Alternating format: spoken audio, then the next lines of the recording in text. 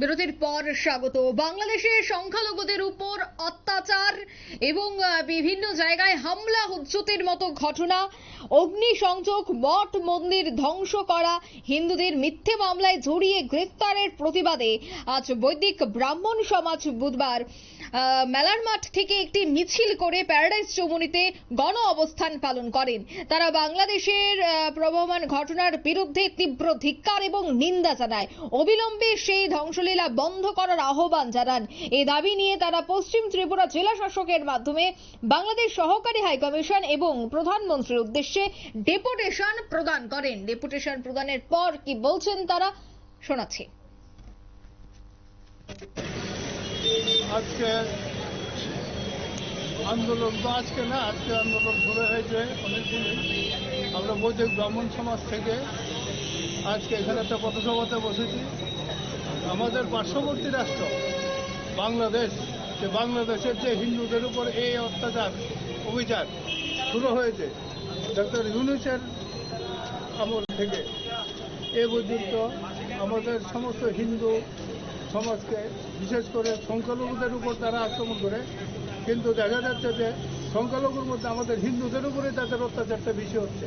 তাদের এই অত্যাচারের বিরুদ্ধে এবং অতি সত্বর যেন তারা এই হিন্দুদের উপর থেকে অত্যাচার বন্ধ করে, সেই উদ্দেশ্যে আমরা বৈদিক ব্রাহ্মণ তরফ থেকে এইখানে ধর্নায় বসেছি এবং আমাদের এই আবেদন আমরা বাংলাদেশের যে হাইকমিশনের অফিস আছেন ওখানে গিয়ে আমাদের তরফ থেকে ডেপুটেশন দেওয়া হবে এবং এই ভারতবর্ষের প্রধানমন্ত্রীকেও আমাদের তরফ থেকে জানানো হবে যেন অতি সত্বর উনি বাংলাদেশের সাথে কথা বলে বাংলাদেশে আমাদের হিন্দুদের অস্তিত্ব রক্ষা করেন এবং তাদের জীবনযাত্রার মান রক্ষা করেন।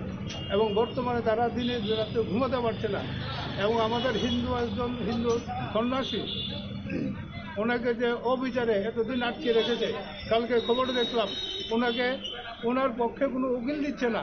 এই নিয়ে বাংলাদেশের যারা ওনার পক্ষে ওকালতি করছিল ওদেরকে বাংলাদেশের মৌলবাদীরা মেরে আইসিইউতে পাঠিয়ে দিয়েছে।